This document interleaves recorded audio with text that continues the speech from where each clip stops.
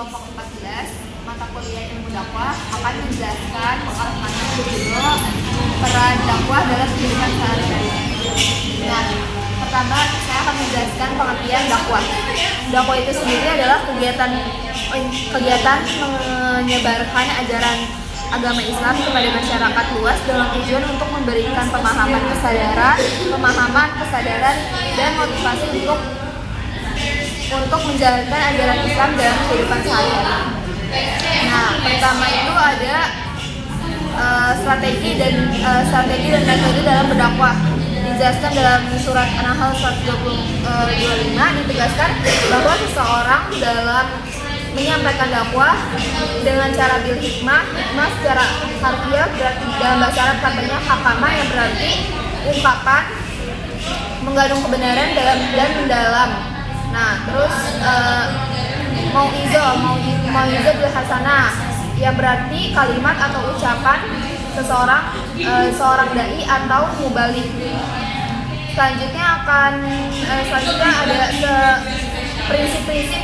Nah, prinsip pertama adalah memberi keteladanan kita sebagai seorang dai.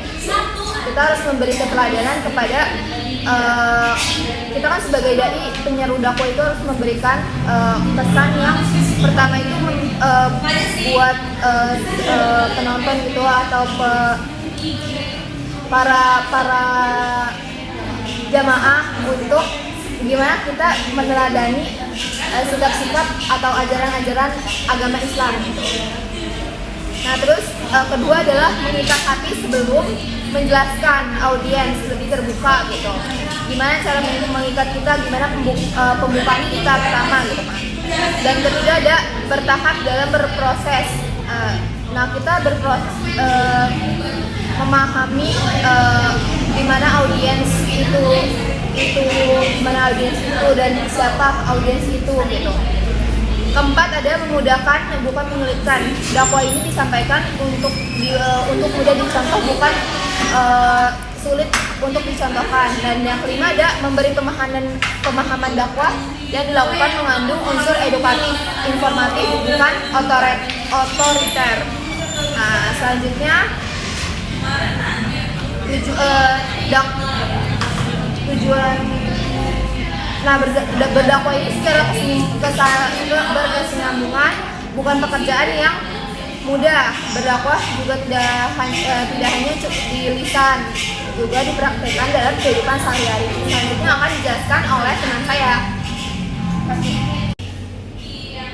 Selanjutnya ini ada agent perubahan positif dalam masyarakat melalui dakwah. Nah, agent positif berperan sebagai menyebarkan nilai agama. Jadi si agent yang itu berintegritas agama dan moralitas pastinya kan. Nah, si agent ini dia berperan positif dalam masyarakat melalui dakwah. Dakwah dapat menjadi sarana untuk menjadi agent perubahan positif dalam masyarakat dengan menyebarkan nilai-nilai agama atau pelajaran agama Islam yang lainnya.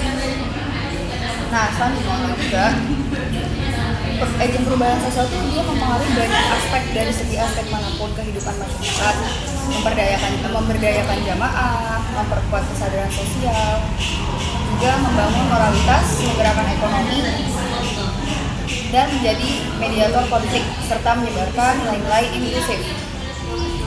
Pondok pesantren juga atau lembaga pendidikan agama dapat mengimplementasikan teknologi dalam proses pembelajaran untuk memastikan tradisi Islam relevan di era digital pada masa kini. Nah, agent positif juga pada masa perubahan ini menciptakan platform pembelajaran online, memberikan akses ke sumber beragama yang berharga adalah salah satu cara efektif untuk menjaga tradisi ini. Selain itu, penguatan budaya dakwah juga menjadi strategi yang relevan. Santri dapat memberdayakan untuk menjadi agen perubahan. Jadi para santri itu sudah ditetapkan dari pondok pesantren, kelak nanti dia mempunyai tempat akan menjadi agen positif perubahan pada masyarakat. Nah, selanjutnya ada 4 hal nih teman-teman yang harus dimiliki untuk para agen perubahan positif. Yang pertama, seorang agen perubahan harus mampu mengidentifikasikan masalah. Dan yang kedua, agen perubahan mesti memiliki kemampuan metodologis. Dan yang ketiga, ada kehadiran diri sebagai agen perubahan. Jadi segitu aja nih teman-teman, agen